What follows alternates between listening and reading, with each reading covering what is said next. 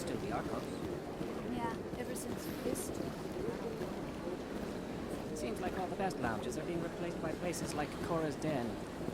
The Embassy Lounge isn't bad, but they don't have any decent entertainment. It's run by bureaucrats. They probably spend months just voting on what kind of entertainment to get. You're probably right.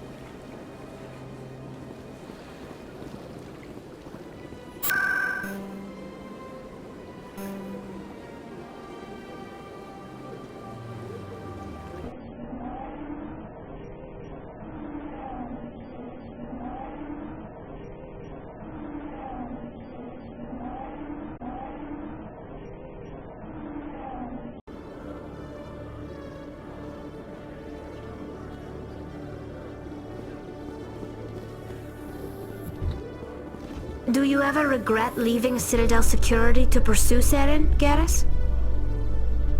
Fighting a rogue Spectre with countless lives at stake and no regulations to get in the way? I'd say that beats CSEC. I'm pleased that the imminent destruction of all organic life has improved your career opportunities.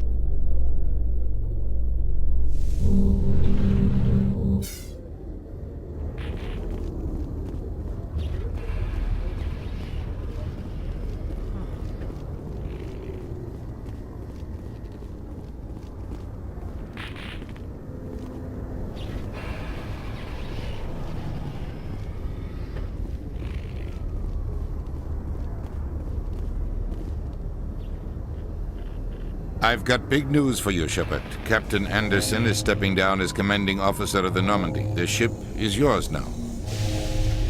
She's quick and quiet, and you know the crew. Perfect ship for a Spectre. Treat her well, Commander. I'll take good care of her, sir. I know you will, Commander.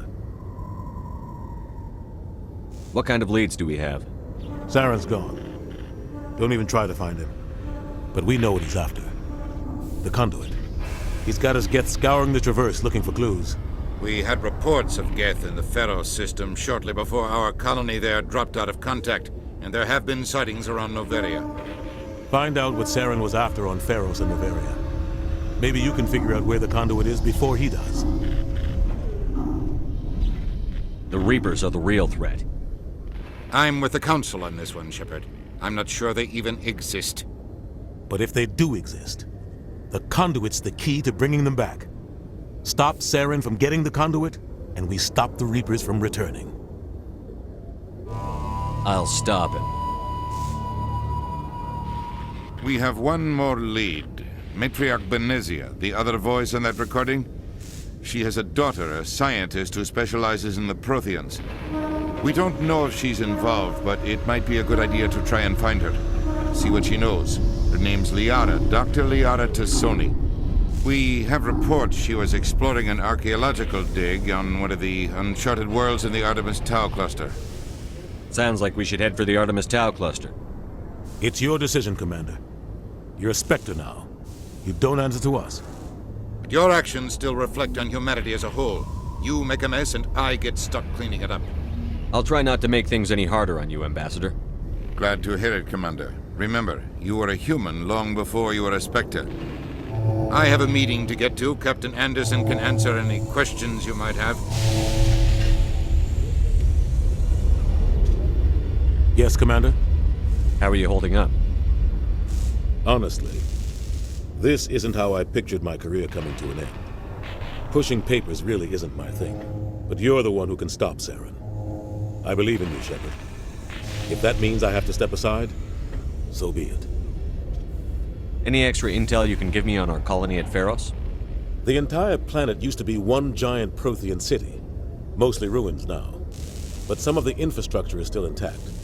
The colony tried to build on what the Protheans left behind. We lost all contact with them when the Geth attacked. What do you know about the Artemis Tau cluster? Not much. I've never been there myself. A handful of systems with a few small, uncharted worlds, but no real colonies. Might not be easy finding Dr. Sony out there. My advice is to look for the world with the Prothean ruins. What can you tell me about Noveria? Noveria's trouble. Always has been. The whole planet's basically a center for corporations to conduct illegal research. Watch your back there, Shepard. Spectres are about the only form of Citadel authority Novaria respects. But they aren't popular. Tell me what happened with you and Saren 20 years ago. It's close to 20 years ago now. Ambassador Goyle was our representative here on the Citadel. Like Udina, she wanted to get a human into the Spectres. She chose me. The Council sent Saren to keep an eye on me and evaluate my performance, just like they sent Nihilus to keep tabs on you. Why weren't you honest with me? It's not something I'm proud of. I had a chance to become the first human Spectre, and I failed. Saren made sure of that. I think I deserve the whole story. We had intel on a rogue scientist being funded by Batarian interests. He was trying to set up a facility to develop illegal AI technology out in the Verge. Alliance intel had done all the work, but the Council wanted a Spectre involved. We compromised. I was assigned to help Saren in his investigation. We tracked the scientist to a refining facility on Kamala. He was hidden away somewhere inside, protected by an army of Batarian mercenaries. The plan was simple. Sneak into the plant, capture the scientist, sneak back out. Quick, quiet, and a minimum of bloodshed. I'm guessing things didn't go as planned. Saren and I split up to cover more ground. Then about halfway through the mission, there was a massive explosion in the refinery core. Officially, it was ruled an accident, but I think Saren detonated it on purpose to draw off the enemy guards. How many casualties? The explosion tore the refinery to shreds. The whole place was on fire. Black chemical clouds poured out into the atmosphere. Nobody inside survived. There was a camp for the workers and their families nearby. Between the fires and the toxic fumes, the final death count was over 500. Mostly civilians. Saren didn't care. The target was eliminated, mission accomplished, and I ended up taking the blame. That ended all talk of me joining the Spectres. Saren caused the explosion. How'd he pin it on you? In his report, Saren accused me of blowing his cover. He said it was my fault the guards were ready for us. He claimed that's why it turned into a massacre. Saren's report was all the proof the Council needed to kill my chances of becoming a Spectre. Don't blame yourself, Captain. I don't. I blame Saren. I think he wanted things to go bad. He was looking for an excuse to blow that refinery. Maybe he just likes the violence. Maybe he was just trying to make me look bad to keep humans out of the Spectres. If so, he pulled it off. Why'd you let him get away with it? Who do you think the Council was going to listen to? Me? Or their best agent? I had a bad feeling about him right from the start. I should have been more careful. Maybe I could have stopped things before they got out of hand. The only thing I care about is stopping Saren. You're right, Commander.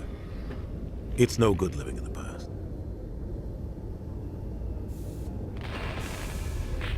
I want to know the truth about you and Saren.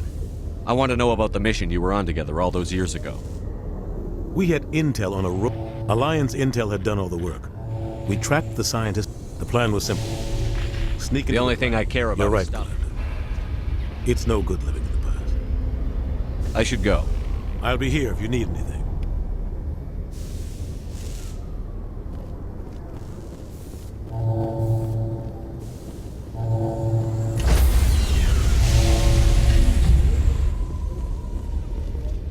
Stand by, shore party. Decontamination in progress.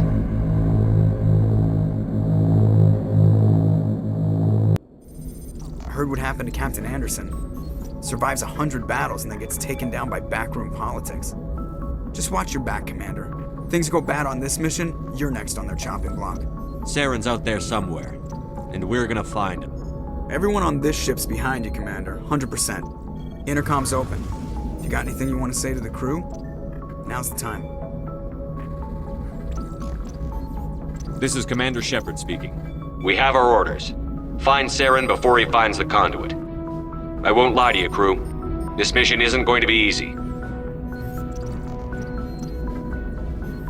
For too long, our species has stood apart from the others. Now it's time for us to step up and do our part for the rest of the galaxy. Time to show them what humans are made of. Our enemy knows we're coming. When we go into the Traverse, Saren's followers will be waiting for us. But we'll be ready for them, too. Humanity needs to do this. Not just for our own sake, but for the sake of every other species in Citadel space. Saren must be stopped.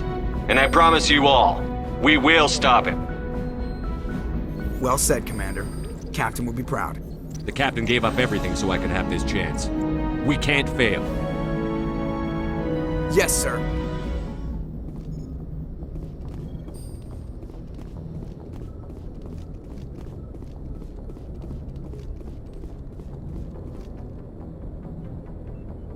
If anyone has to take over for Captain Anderson, I'm glad it's you.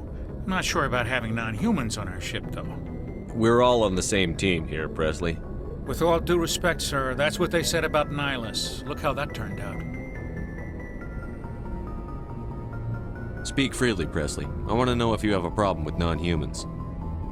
It's not that, Commander.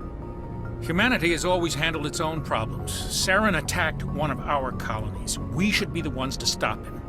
We don't need their help. Some people think asking for help is a sign of weakness. That's just being stupid and stubborn. No matter how strong you are, allies can make you stronger. I guess so. Maybe I'm just stuck in the old ways of thinking. But don't worry, Commander, this won't be a problem. How did you end up assigned to the Normandy? I signed up with the Alliance as a navigator right out of school, following in my grandfather's footsteps, I guess. My first posting was on the Agincourt. We were one of the first reinforcements to arrive at Elysium after the Blitz hit. Those raiders were no match for an Alliance frigate. Of course, the only reason the colony was still standing was because of you, Commander. I can't believe you held out as long as you did. How did you end up on the Normandy? I got my officer's commission after Elysium. Must have made an impression on the right people. Captain asked for me when he was picking his crew. Carry on, Presley. Yes, sir.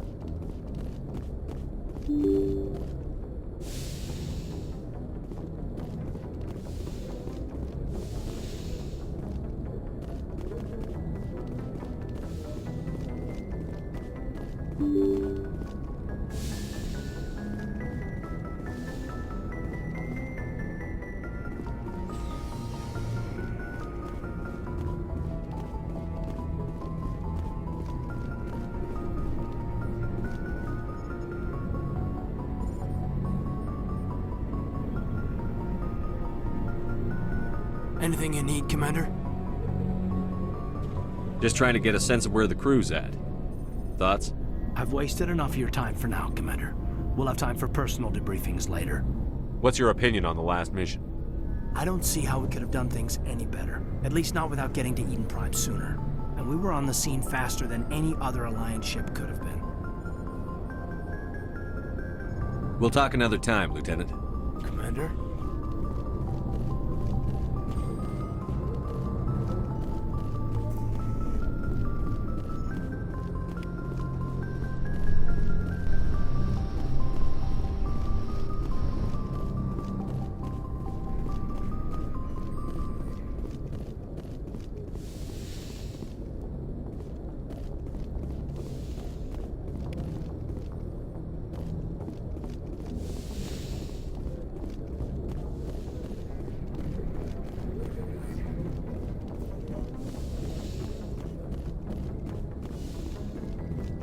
Yes, Commander? Is there something you need? How did you end up serving on an Alliance ship? I enlisted right out of med school. Earth always seemed boring to me. Too safe, too secure. I figured the colonies were teeming with exotic adventure. I wanted to travel the stars, tending the wounds of tough soldiers with piercing eyes and sensitive souls. Turns out military life isn't quite as romantic as I'd imagined. But humanity needs the Alliance if we want to keep expanding through the Traverse, and the Alliance always needs good doctors. So I stayed on to do my part. Ever think you made the wrong choice? Sometimes I think about opening a private practice back on Earth, or maybe taking a position at one of the new med centers out in the colonies. But there's something special about working on soldiers. If I left the Alliance now, I'd feel like I was abandoning them. I should go. Goodbye, Commander.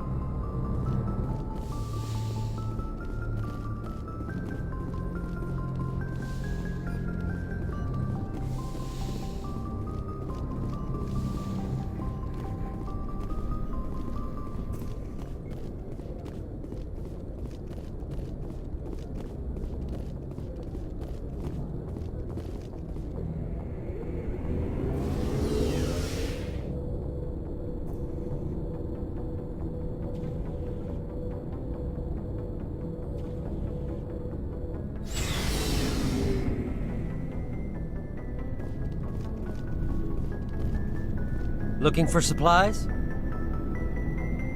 Not right now, thanks. No problem. Keep checking back. Thanks for bringing me on board, Commander. I knew working with the Spectre would be better than life at CSEC. Have you worked with a Spectre before? Well, no, but I know what they're like. Spectres make their own rules. You're free to handle things your way. At CSEC, you're buried by rules. The damn bureaucrats are always on your back. For the most part, the rules are there for a reason. Maybe. But sometimes it feels like the rules are only there to stop me from doing my work. If I'm trying to take down a suspect, it shouldn't matter how I do it, as long as I do it. But CSEC wants it done their way. Protocol and procedure come first. That's why I left. So you just quit because you didn't like the way they do things? There's more to it than that. It didn't start out bad, but as I rose in ranks, I got saddled with more and more red tape. CSEC's handling of Saren was typical. I just couldn't take it anymore. I hate leaving. I hope you made the right choice. I'd hate for you to regret it later. Well, that's sort of why I teamed up with you. It's a chance for me to get off the Citadel, see how things are done outside CSEC. Either way, I plan to make the most of this. And without CSEC headquarters looking over my shoulder, well, maybe I can get the job done my way for a change. If getting the job done means endangering innocent people, then no. We get the job done right, not fast. Got it? I wasn't trying to. I understand, Commander.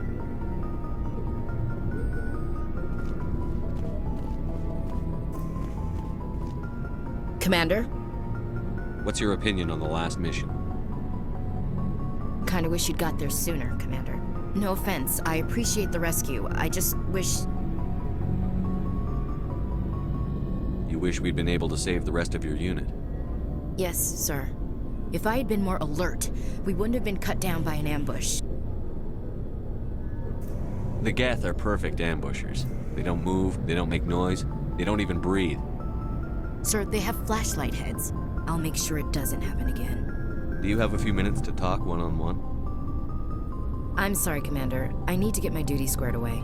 I wouldn't mind talking more later, though. Dismissed, Chief. Sir. Nice ship you've got, Shepard. What can I do for you? What's your story, Rex? There's no story. Go ask the Quarian if you want stories. You Krogan live for centuries. Don't tell me you haven't had a few interesting adventures. Well, there was this one time the Turians almost wiped out our entire race. That was fun. I heard about that. You know, they almost did the same to us. It's not the same. It seems pretty much the same to me. So your people were infected with a genetic mutation? An infection that makes only a few in 1,000 children survive birth? And I suppose it's destroying your entire species? I suppose it isn't all the same. I don't expect you to understand, but don't compare humanity's fate with the Krogan. Sorry, Rex. I wasn't trying to get you upset. Your ignorance doesn't upset me, Shepard. As for the Krogan, I gave up on them long ago. The genophage infected us, but it's not what's killing us. Are your people really dying? We're sure not getting any stronger. We're too spread out. None of us are interested in staying in our own system. Lots of species have left their homes and prospered. But they go to colonize new worlds. We're not settlers. We're warriors. We want to fight. So we leave. Hire ourselves out. And most of us never go back. What can you tell me about the genophage? Ask the Solarians if you want details. They made it. All I know, it makes breeding nearly impossible. Thousands die in stillbirth, and most never get that far. Every Krogan is infected, every one, and no one's rushing to find a cure. Why don't the Krogan try to find a cure? When was the last time you saw a Krogan scientist? You ask a Krogan, would he rather find a cure for the genophage or fight for credits? He'll choose fighting every time. It's just who we are, Shepard. I can't change that. Nobody can. So long, Rex. Shepard.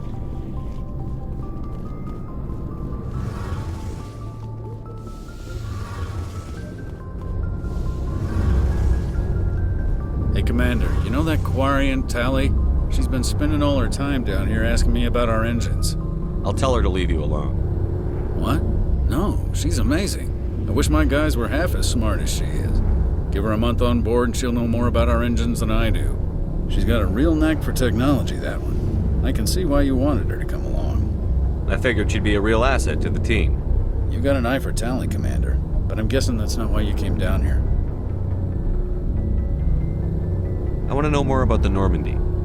She's the best ship I've ever served on, probably the fastest vessel ever designed. And she's the only one using the new Tantalus drive core. What's so special about the Tantalus drive core? Proportionally, it's about twice the size of any other vessel. Not only are we faster, we can run at FTL speeds longer before we have to discharge the core. Carry on, Adams. Aye, aye, Commander. Your ship's amazing, Shepard. I've never seen a drive core like this before. I can't believe you were able to fit it into a ship this small. I'm starting to understand why you humans have been so successful. I had no idea Alliance vessels were so advanced. The Normandy's a prototype. Cutting-edge technology. A month ago, I was patching a makeshift fuel line into a converted tug ship in the flotilla.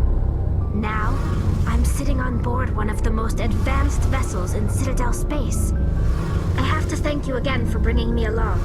Traveling on a vessel like this is a dream come true for me. I had no idea you found ship technology so interesting. It comes with being a Quarian. The migrant fleet is the key to the survival of my people. Ships are our most valuable resource. But we don't have anything like this. We make do with cast-offs and second-hand equipment. We just try to keep them running for as long as we can. Some of the fleet's larger vessels date all the way back to our original flight from the Geth. I can't believe your fleet's still using ships that are 3 centuries old. They're constantly being repaired, modified, and refitted. They aren't pretty, but they work. Mostly. We've tried to make ourselves as independent as possible on the flotilla, grow our own food, mine, and process our own fuel. But some things we just can't make on our own. A patch to maintain the hull integrity requires raw materials we just don't have. That's why our pilgrimages are so important. Tell me about your people. Our lives aren't easy. Resources are scarce, and we are constantly on the move. Everything we do must in some way contribute to the continuation of the migrant fleet. There are 17 million Quarians in the flotilla, and each of us relies on the others for survival. The bonds among my people are strong. Unfortunately, we have had to surrender many of the freedoms and civil liberties other species take for granted. What kind of freedoms? Well, it's illegal for parents to have more than one child. If our population grows too much, it would strain our resources to their breaking point. Of course, we also can't allow our numbers to become too few. If our population is in decline, the rule against single births is temporarily repealed. In extreme cases of population decline, incentives are even offered to encourage multiple births, though the Conclave hasn't had to take such measures in nearly a century. That's your government. The Conclave is our civilian branch of government. Each ship can elect a representative to serve on the Conclave and make decisions that affect the fleet as a whole. On matters that affect an individual ship, however, the captain has the final say. It's a tradition that dates back to the early days, when the fleet was governed by martial law. Fortunately, most captains nowadays are smart enough to have an elected council from their crew to give them advice and guidance. So the ultimate power rests with elected officials. In practice, The Conclave and the respective council for each ship tend to set the rules that govern our daily lives, but in theory we are still under military jurisdiction. The 5 top-ranking military officials in the fleet serve on the Admiralty Board. These 5 have the power to overrule any decision by the Conclave in case of emergency. To do so requires unanimous agreement among the Admiralty, and they can only do this once. After that, the entire board must resign their posts. It's a safeguard that served us well. In nearly 3 centuries, the Admiralty Board has only overruled the Conclave 4 times. I want to know more about the Geth. I doubt I can tell you anything you don't already know. It's been almost 3 centuries since they drove my people into exile. All I know is the story of their origins, what they were when we created them, and how they turned on us. Interesting. The Geth were originally created to serve as an automated manual labor force. Initially, their intelligence was as limited as any VI.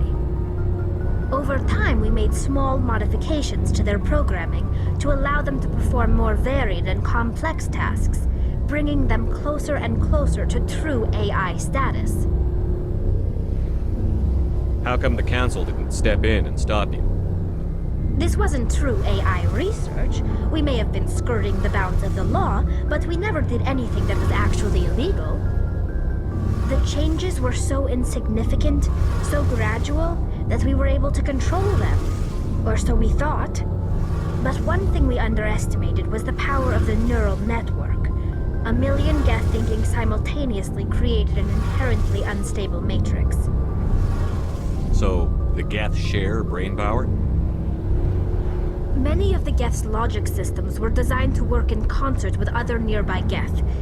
Basically, the more of them you have in a group, the smarter they are. So there's some sort of group consciousness? No, nothing like that.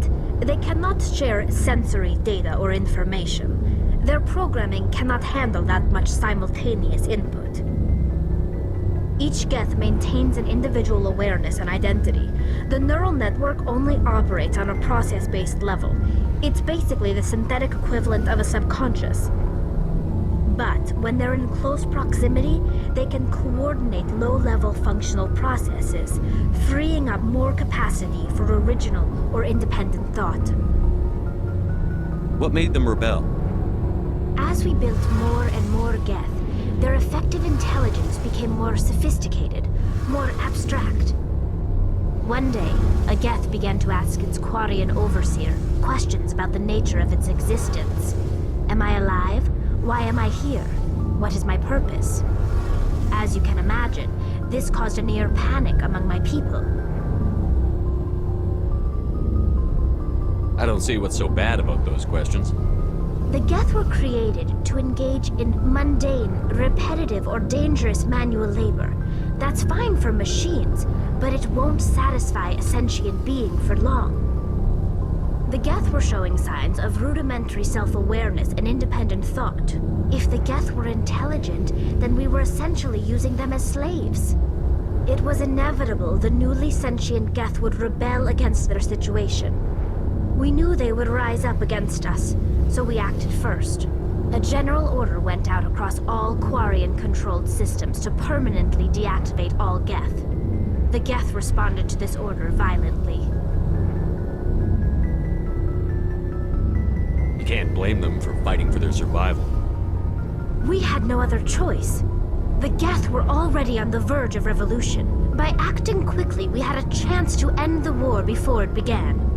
The hope was that most of the Geth would still be little more than machines, incapable of organized resistance. But they had progressed much further than anyone anticipated. The war was long and bloody. Millions upon millions of Quarians died at their hands. In the end, we were forced to flee our own homeworld. We feared the Geth would pursue us, but they never came beyond the Veil. Now we drift through space, exile, searching for a way to reclaim what was once ours.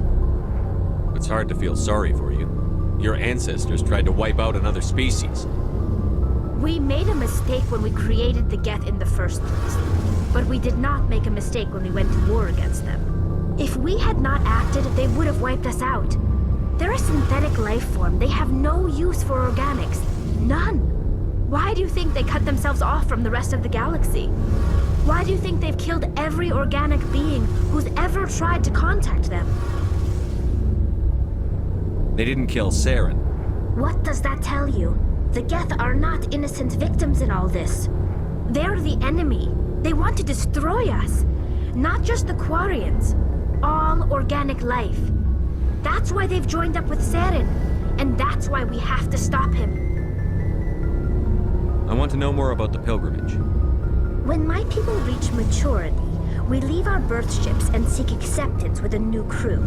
It's necessary to maintain genetic diversity among the fleet. But no ship wants to accept someone who will be a burden on them. So, to prove our worth, we embark on a pilgrimage. We set out alone, leaving the flotilla and our families behind us. We only return once we have found something of value we can bring back to the fleet. This is presented as a gift to the captain of the respective ship we wish to join. If the gift is accepted, we are welcomed into the crew.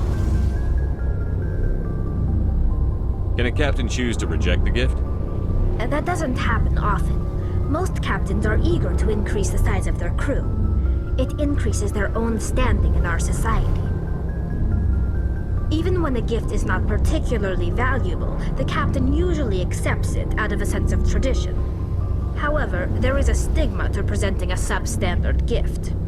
It's not the best way to make a good impression on a new community. Most pilgrims don't return until they find something worthwhile.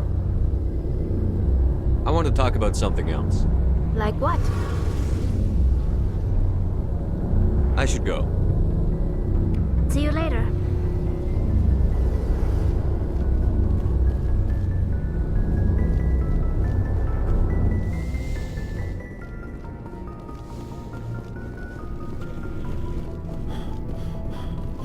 Commander, good to see you.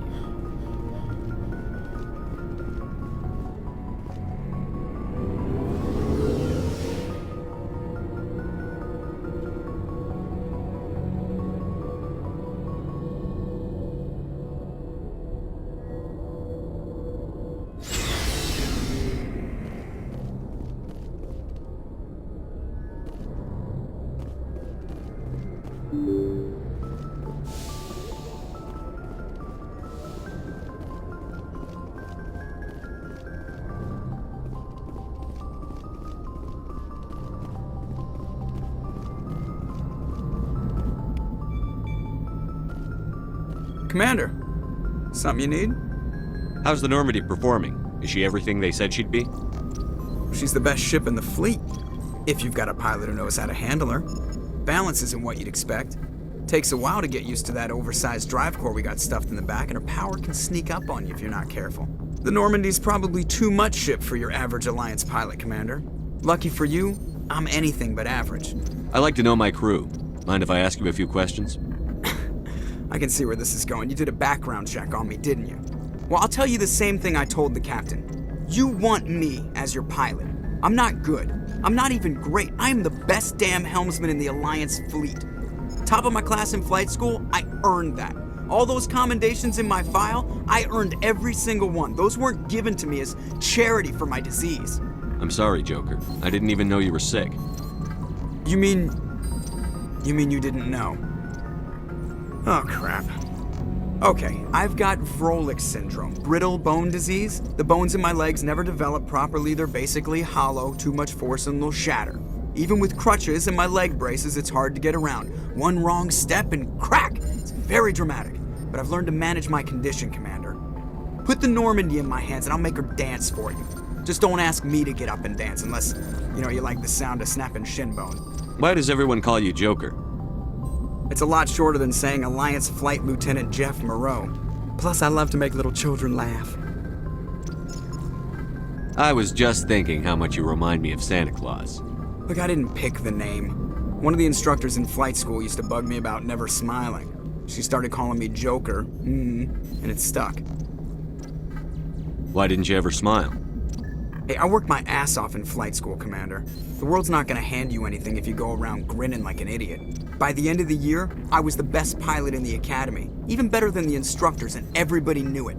They'd all got their asses kicked by the sickly kid with the creaky little legs. One guess who was smiling at graduation. I need to know more about this Vrolik syndrome if I'm putting my ship in your hands. Yeah, of course you do. It's an extremely rare condition. Nobody knows exactly what causes it. Genetic, maybe. It's treatable, but there's no cure. They classify my case as moderate to severe. I was born with over a dozen fractures, hip, thighs, ankles. My bones were already breaking in the womb. 100 years ago, I wouldn't have survived past my first year. Lucky for me, modern medical science has turned me into a productive member of society. You're not gonna break a bone trying to fly the ship, are you? I don't fly with my feet, Commander, so I'm fine as long as I'm in this chair. I gotta be real careful when I get up to take a piss, though. I can do my job as well as anyone on the ship. Better, actually. So don't worry about it. I'm not trying to make you uncomfortable. Let's talk about something else. Whatever you want, Commander. I have to go. All right, see you.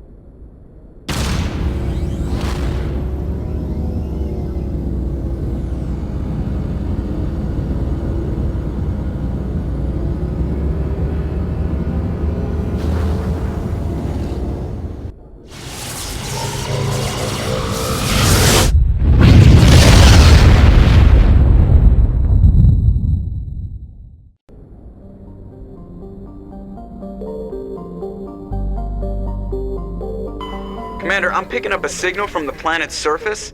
It looks like an automated distress beacon.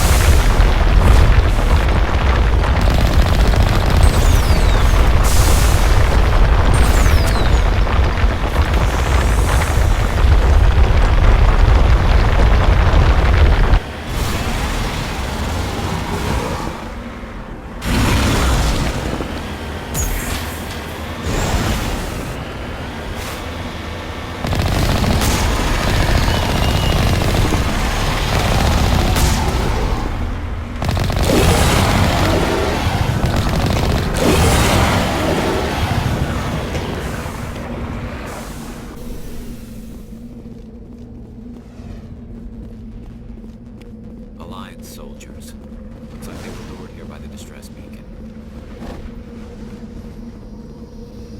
These are Admiral Kahoku's men. We need to tell him what happened here.